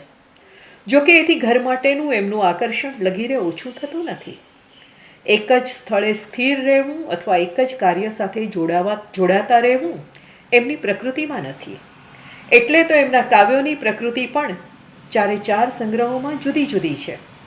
અજાણ્યા સ્થાનમાં પોતિકાપણું અનુભવવાની એક ઘટના, એક સ્મૃતિ આપણને એક અજાણ્યું ઘર કાવ્યમાં મળે છે, જેની નાયિકા ફેસબુકના એકાઉન્ટમાં કોઈ અજાણ્યા ઘરનો એક ફોટો જુએ છે. કેવું છે આ ઘર? એક રૂમ રસોડાનું નાનું ઘર હતું. એ સસ્તા ડિસ્ટેમ્પરથી રંગેલી દિવાલો, રસોડામાં હારબંધ ગોઠવેલી બારણીઓ, એક ખૂણામાં પડેલી સાવરણી, ટીવી પર મૂકેલી નાનકડી ફૂલદાનીમાં ગોઠવેલા પ્લાસ્ટિકના ફૂલો, પલંગ પર બિછાવેલી સસ્તી સુતરાઉ ચાદર, દિવાલ પર લટકી રહેલી કોઈ મૃત વડીલની તસવીર. કોઈ પણ નિમ્ન મધ્યમ વર્ગના પરિવારનું હોય એવું આ ઘર. ઘરના બધા જ રાચરચીલાની એક યાદી કવયિત્રી આ કવિતામાં આપણને આપતા જાય છે. નાયિકાને ગમી જાય છે આ ઘર. એને થાય છે કોઈ એક બપોરે જ્યારે ઘરના બધા બહાર ગયા હોય ત્યારે પોતે ત્યાં જાય, ઘર ખોલે, સાવરણીથી કચરો વાળે, એક કપ ચા બનાવે અને બહુ ધારીને જુએ, પણ ત્યારે ઘરમાં કોઈ ન હોય, માત્ર પોતે હોય અને એ ઘર હોય. દેશવટો ગમે એટલો ગમતો હોય, પરંતુ એક ઘરની શોધ તો આપણને બધાને છે. ઘરનો ભાવ જ આપણા અર્ધા સંત્રાસોનું વિરેચન કરી નાખે છે. સાંજ પડે પોતાના ઘરમાં પાછા વળવું એ વિચાર જ કેટલો વિધાયક છે. મનીષાની કવિતામાં આ નિર્વાસન, નવા નવા શહેરોમાં વસવાની છતાં પોતીકી જમીન સાથે જોડાયેલા રહેવાની સંવેદના વારંવાર આવતી રહે છે. અને એનું ઉત્તમ ઉદાહરણ છે કંદમૂળ. કોઈ પતિવ્રતા નારી પોતાના ઉપવાસના ફળાહાર માટે ખેતરમાંથી કંદમૂળ કાઢવા જાય છે. એવી આપણી પરિચિત સૃષ્ટિથી આ કાવ્યનો આરંભ થાય છે. પણ કંદમૂળ ઉખેડવાને બદલે જમીનમાં અંદરને અંદર જ ધસ્યે જાય છે, અને સાથે નાયિકા પણ ધસ્યે જાય છે કંદમૂળના સ્વર્ગ તરફ. પછી તો કાવ્ય પરાવાસ્તવ જગતમાં પ્રવેશે છે. કંદમૂળને ઉખાડીને આકાશમાં ફેંકતા એ હવામાં લટકતા દેખાય છે, અને હવે બની જાય છે શૃંગારી પ્રતીક. એ પ્રવેશે છે નાયિકાની યોનિમાં, અને એના બીજ ત્યાં ઉછરે છે. આમ તો તમામ વનસ્પતિ, વૃક્ષો, વેલીના મૂળ જમીનમાં નખાયેલા છે, પણ કંદમૂળ તો જમીનની બહાર નીકળવા જ તૈયાર નથી. પોતાના મૂળથી, પોતાની ભૂમિથી જરા પણ અળગા થવા માગતા નથી. એટલે જમીનની નીચે જ વિકસે છે, વિસ્તરે છે, એકમાંથી અનેક બને છે. પોતાની ભૂમિ સાથે જોડાયેલા રહેવું, સ્થળાંતર ન કરવું, આ જેટલું સામાન્ય લાગે છે એટલું જ અસામાન્ય પણ છે. આ રચનાઓમાંથી પસાર થયા પછી એટલું તો સમજાય છે કે મનીષાની રચનાઓ મુશાયરાઓ કે કવિ સંમેલનોમાં તાળીઓના ગડગડાટ વચ્ચે રજૂ કરવાની કવિતાઓ નથી. સમૂહની સામેનું એનું પઠન કદાચ સફળ ન પણ નીવડે, પરંતુ શાંતિથી એકલા બેઠા બેઠા જો એ વાંચી શકાય તો એક નોખો જ અનુભવ એ કરાવે છે. મને સતત એવું લાગ્યું છે કે આ કવિતાનો અવાજ સાવ જુદો છે. કેવો છે એ અવાજ? શિયાળાની કોઈ મધરાતે જ્યારે જગત આખું જંપી ગયું હોય, ઘડિયાળની ટીક પણ ન સંભળાતી હોય, એ વખતે રસોડાની સિંકમાં ટપકતા નળનો જે આછો ટપ ટપ અવાજ સંભળાય છે, એવી આ કવિતા છે. આ ટપટપનો અવાજ તો દિવસે પણ આવતો હતો, પણ દિવસના ઘોંઘાટમાં અને અન્ય અવાજોમાં આપણે એ અવાજ સાંભળતા નહોતા. એટલે કંઈ એ અવાજનું અસ્તિત્વ ખતમ નહોતું થઈ ગયું. આ કાવ્યો પણ જ્યારે બીજા બધા અવાજો, ઘોંઘાટ શાંત થઈ જાય ત્યારે મધરાતની શાંતિ જેવી મનની શાંતિ વચ્ચે વાંચવા જેવા છે. મનીષાના કાવ્યોની એક વિશેષતા તરફ વાચકનું ધ્યાન સતત ખેંચાયા કરે છે, અને એ છે એમાં વારંવાર આવતા રહેતા પ્રાણીઓ અને જીવજંતુઓ. હાથી, મોર, વાઘ, કૂતરાઓ, જંગલી કૂતરાઓ, વહેલ અને શાર્ક માછલી, શિયાળ, કરોળિયો, મગર, સરીસૃપ, બિલાડી, ગરોળી, શાહુડી.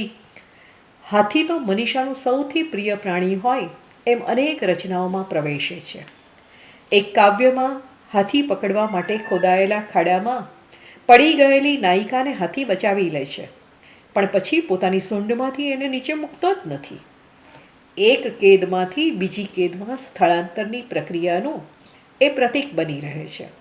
આ કાવ્યોમાં આવતા પ્રાણીઓ આપણી બાળ વાર્તાઓના કે હિતોપદેશ કે પંચતંત્રની વાર્તા સૃષ્ટિના પ્રાણી નથી, પરંતુ આપણી આસપાસની સૃષ્ટિની વાસ્તવિકતા એ પ્રાણીઓના કલ્પન દ્વારા મુખરિત બને છે. આ સંદર્ભમાં મગર આવ્યો મગર કાવ્ય જોવું જોઈએ. વડોદરામાં શહેરની કોઈ પણ ગલીમાંથી મગરનું મળી આવવું એ અચરજની ઘટના નથી ગણાતી. નગર વચ્ચેથી વહેતી વિશ્વામિત્રી મગરોનું નિવાસસ્થાન, એટલે ખાસ તો વરસાદના દિવસોમાં મગર શહેરમાં આવી ચડે. એ જ રીતે આ મગર પણ શહેરના રસ્તા પર આવી ગયો છે. ગભરૂ ગૃહિણીઓ બાળકોને લઈને ઘરમાં લપાઈ ગઈ છે. પુરુષોએ પ્રાણી પકડવાવાળાની ગાડી બોલાવી છે. આ મગર પરિવારથી વિખૂટો પડી ગયો છે. પોતાના ભારે શરીરને આ ધોરી રસ્તા પર ઘસડતો આશ્રય શોધી રહ્યો છે, પણ કોઈ ઘર એને માટે ઉઘડતું નથી. એને ખબર નથી કે હવે એ કદી પોતાની નદીમાં પાછો નહીં જઈ શકે. આમ પણ એકવાર ઘર છોડ્યા પછી એના એ જ ઘરમાં તો કદી પાછા વળી શકાતું નથી. પ્રાણી સંગ્રહાલયનું એક નાનકડું ખાબોચિયા જેવું તળાવ હવે મગરનું કાયમી નિવાસસ્થાન બની જશે, ને આંગણે આવેલા મગરથી ડરીને બાળકને ઘરમાં છુપાવી દેતા મા બાપ કમાટી બાગની જાળી પાછળથી એને મગર દેખાડશે.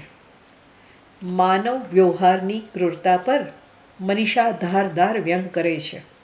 જો કે એની કવિતામાં આવો વ્યંગ કે કટાક્ષ ભાગ્યે જ જોવા મળે. એક ગાંધી વિશેની કવિતામાં આવો થોડો વ્યંગ જોવા મળે છે.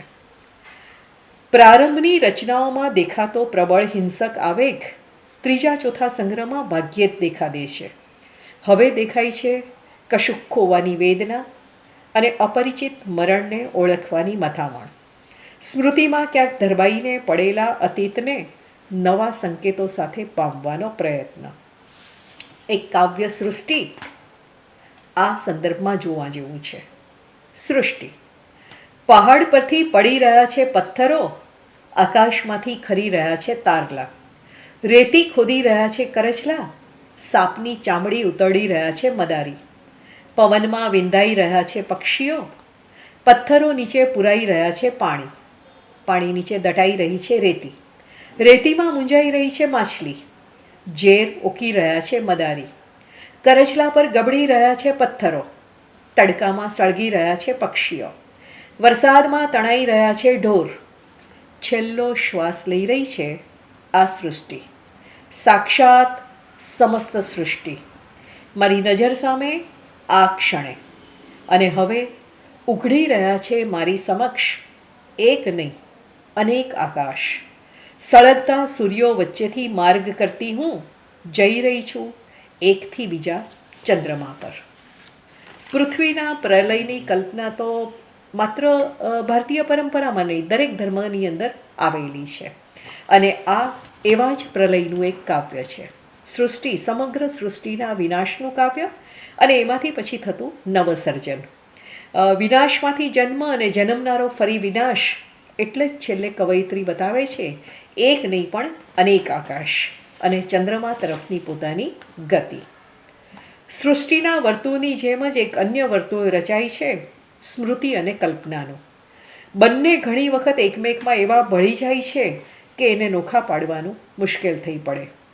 મનીષાની કવિતાઓમાં વાસ્તવમાં જે હોય નહીં, બન્યું ન હોય, એને વારંવાર કલ્પનાની મદદથી સ્મૃતિમાં મમડાવીને વાસ્તવિક બનાવી દેવાની ઘટનાઓ આવ્યા કરે છે.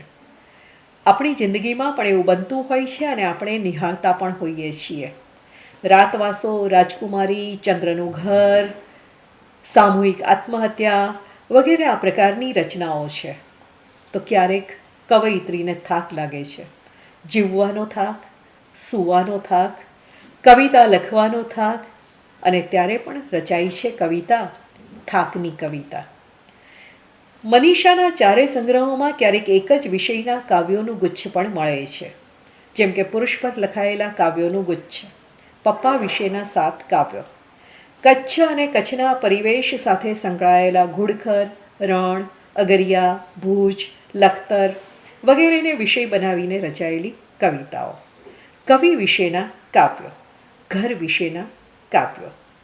આ બધા ગુચ્છને જો સાથે મૂકીને વાંચવામાં આવે તો એમાં ઉપસ્થિત એક વિશિષ્ટ ભાત આપણે જોઈ શકીએ છીએ.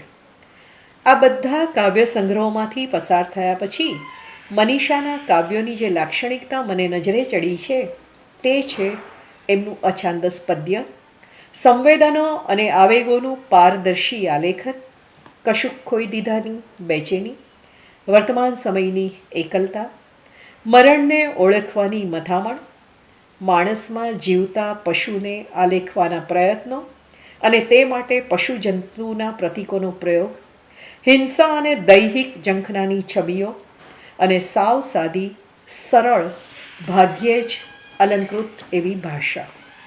એમનું અછાંદસ પદ્ય ક્યારેક તો કાવ્યને વાર્તાના ગદ્યની સીમામાં પ્રવેશ કરાવી દેતું હોય એવું જણાય છે. મીરાથી શરૂ થયેલી ગુજરાતી કવયિત્રીઓની પરંપરામાં મનીષાએ પોતાની અભિવ્યક્તિની પ્રામાણિકતાથી એક વિશેષ સ્થાન મેળવ્યું છે. બહુ ધીમે અને નિરાતે લખતા મનીષા પાસેથી અઢી દાયકામાં આપણને 4 જ કાવ્ય સંગ્રહો મળ્યા છે, પરંતુ મોટાભાગની રચનાઓ નગદ નાણાં જેવી રણકદાર છે એ હકીકત છે. મનીષાની મને બહુ જ ગમેલી એક રચના મીઠા લીમડાના પાન, એના પઠન સાથે હું મારી વાત પૂરી કરીશ. મીઠા લીમડાના પાન.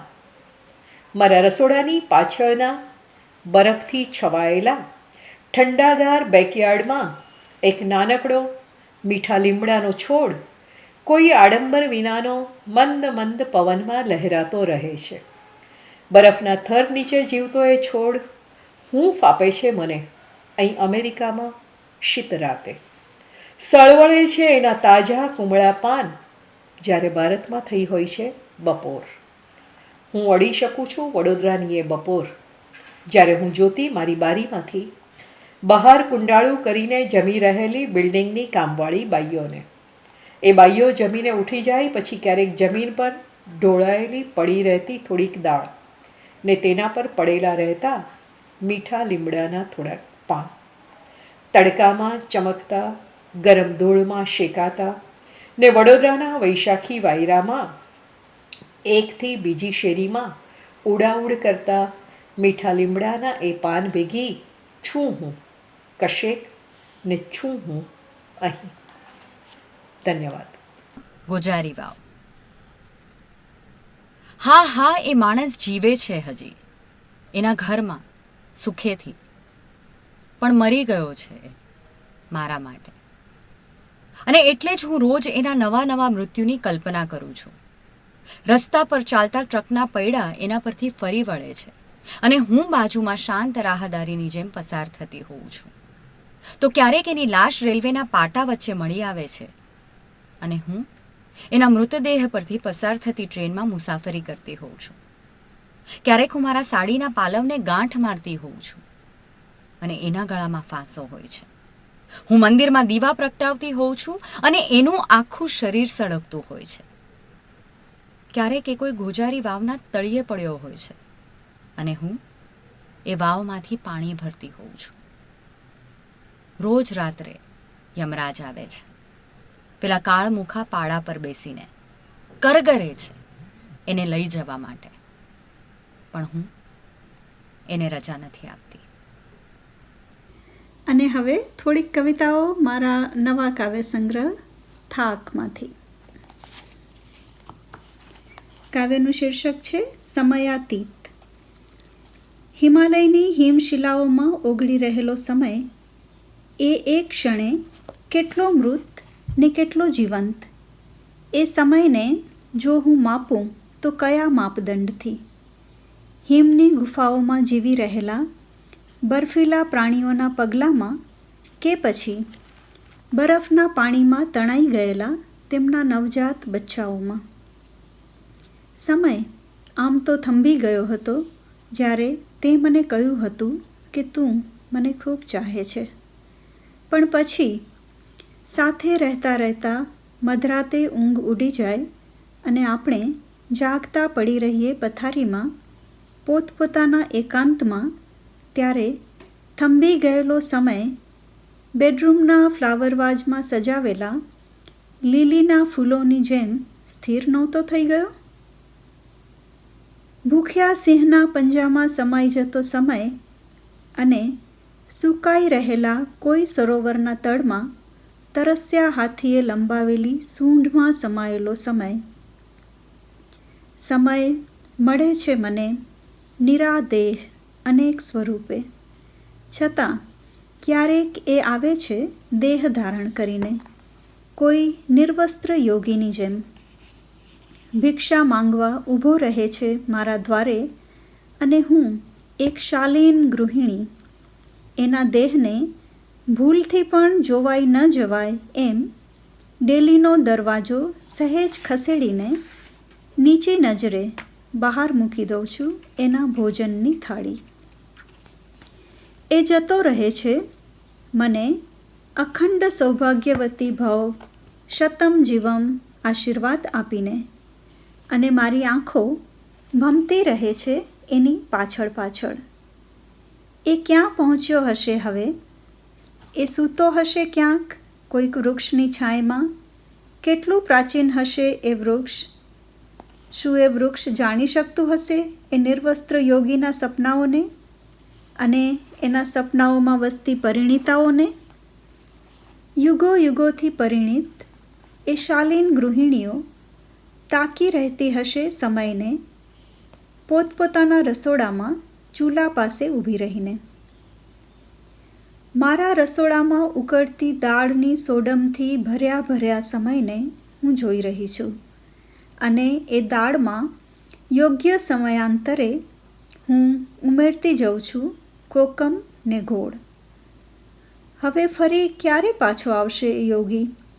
કે પછી એ ચાલ્યો ગયો હંમેશને માટે હિમાળો કરવા? મારા ઘરની હૂંફમાં હું અનુભવી રહી છું હાડ ગાળી નાખતી ઠંડી. સમય સરી રહ્યો છે મારા શરીર પરથી શિયાળામાં વૃક્ષ થઈને ખરી પડતી ત્વચાની જેમ. કે સમય અટવાઈ ગયો છે હિમ પ્રાણીઓના શરીર પરની ભરાવદાર રૂંવાટીમાં. હું નથી પકડી શકતી સમયને, અને સમય મને એની નીચે પટકી દઈને છવાઈ ગયો છે મારી ઉપર. રૂંધાઈ રહ્યો છે મારો શ્વાસ, પણ મને ગમે છે એનું મારા પર હોવું.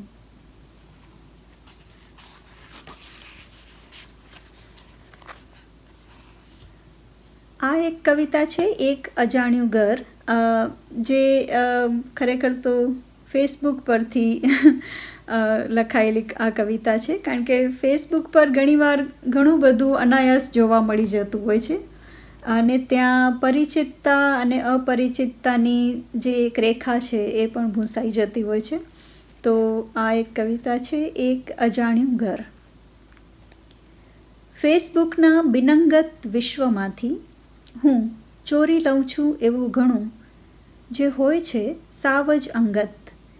જેમ કે આ ફેસબુક પર ખાસ જાણીતા નહીં એવા કોઈ મિત્રએ તેના બીજા કોઈ મિત્રએ નવા ખરીદેલા ઘરના ફોટા માટે અભિનંદન આપ્યા, અને એમ મેં જોયું એક સાવ અજાણ્યું ઘર મારી સમક્ષ સાવ ખુલ્લું.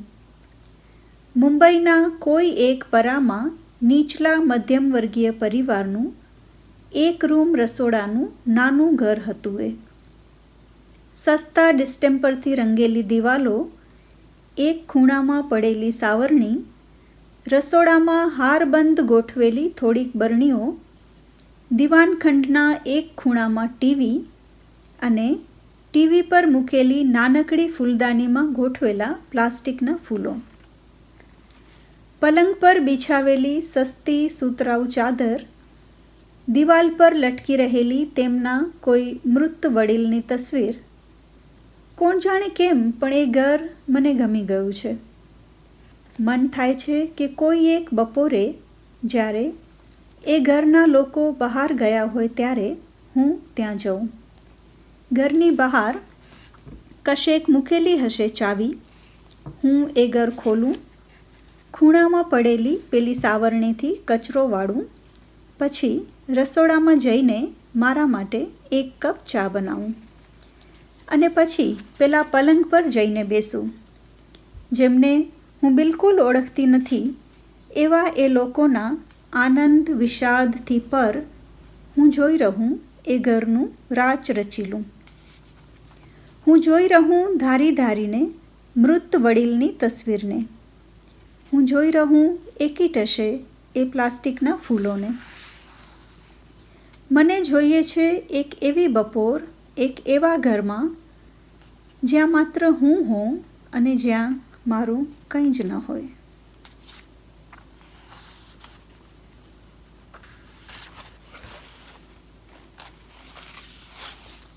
આ એક કવિતા છે પાલર પાણી. કચ્છમાં વરસાદમાં નેવા પરથી નીતરતું પાણી ભેગું થાય એને પાલર પાણી કહેવાય. તો આ એક કવિતા છે જે ગુજરાતી ભાષા વિશે છે, મૃત્યુ વિશે છે અને પ્રિય કવિ સિતાંશુ માટે છે. પાલર પાણી. હું કહેતી ચા પીધી, તમે કહેતા ચા પીધો, અને એમ આપણે પ્રેમ કર્યો આપણી પોતાની માલિકીની આ ગુજરાતી ભાષાને.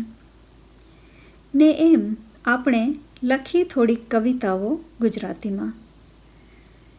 ક્યારેક કોઈ જાહેર રસ્તા પર હારબંધ ગોઠવાયેલી સ્ટ્રીટ લાઇટોની રોશનીમાં, તો ક્યારેક કોઈ ઘરની પછીતે રેલાતા દીવાના ઝાંખા ઝાંખા પ્રકાશમાં, ક્યારેક હાઈવે પર સામેથી પૂરપાટ દોડી આવતી અને આપણને અથડાઈને નાસી જતી લખપતથી કોલસા ભરીને આવતી ટ્રકની હેડલાઇટના પચરંગી અજવાળામાં, તો ક્યારેક વળી કાગળ પર દોરેલા સૂરજના આંધળા કરી દેતા ઉજાસમાં. ક્યારેક ગુજરાતી ભાષા ધસી આવી આપણી કવિતામાં ભુજના હમીરસર તળાવની પાળી તોડીને ગઢની રાંગ સુધી ઉછળતા પાણીની જેમ.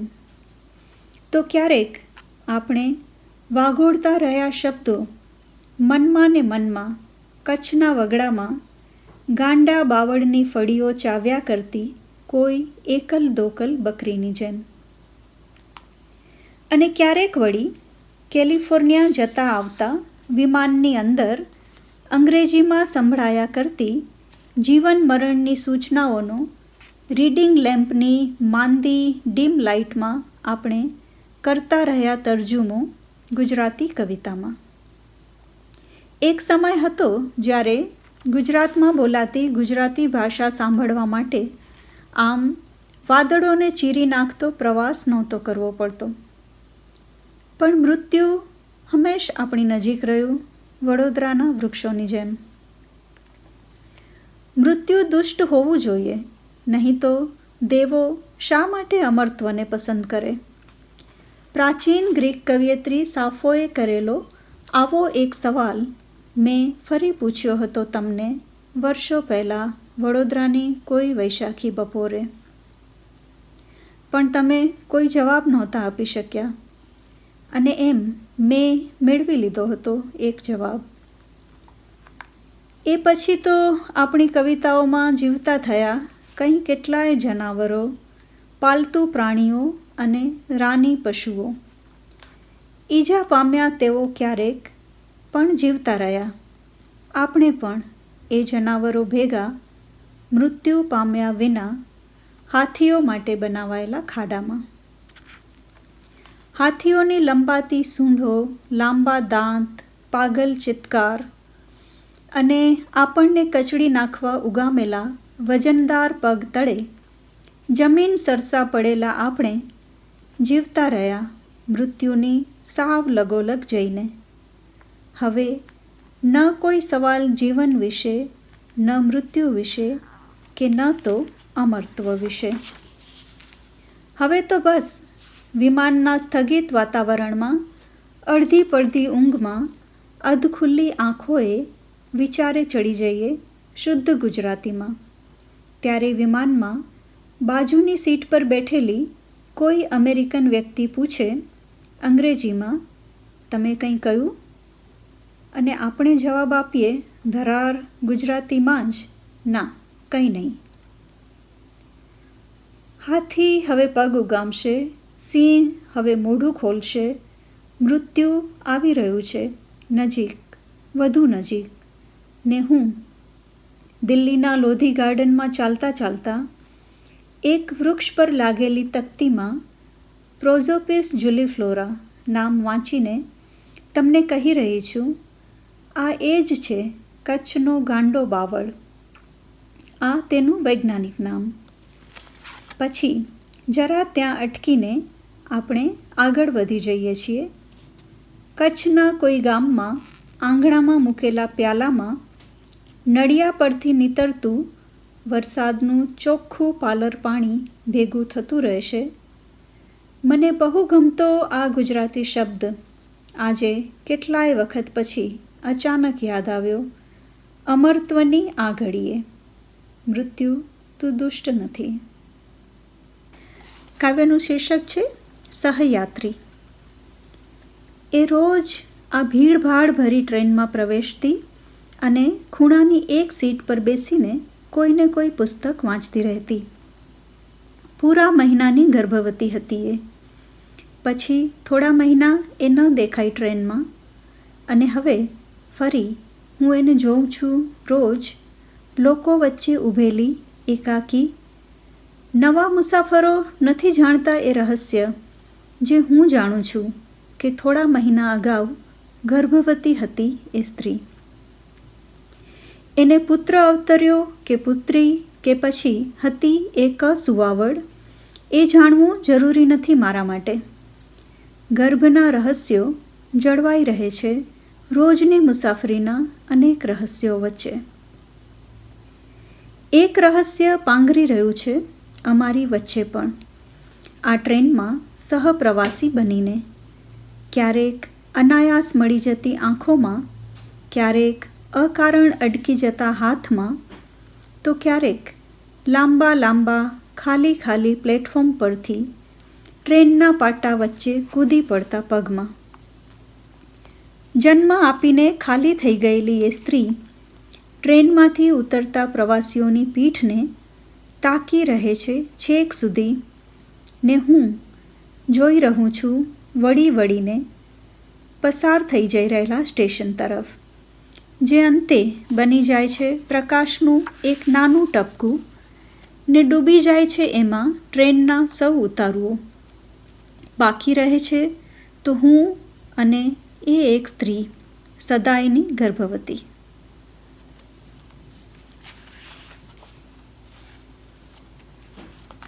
આ એક કવિતા છે ઘુડખર, કચ્છના રૂપાળા જંગલી ગધેડા પર.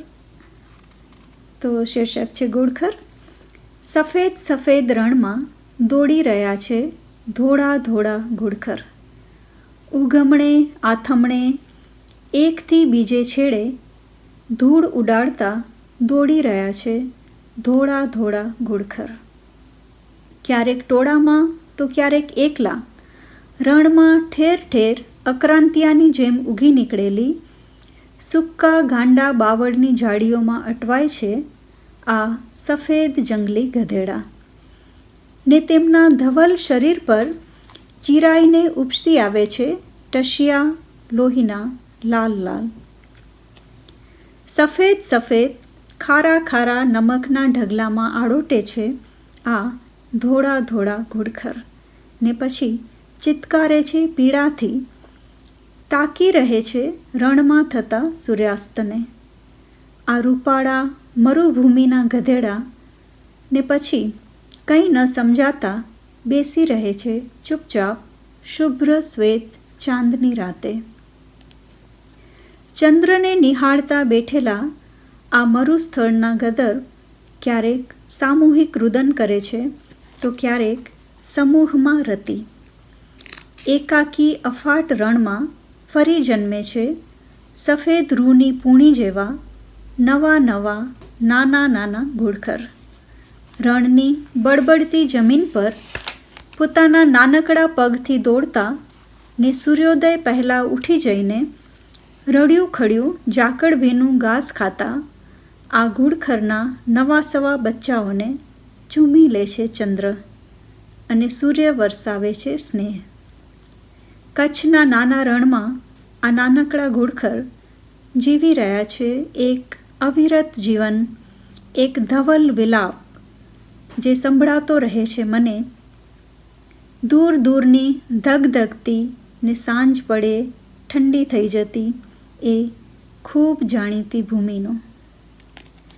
Thank you.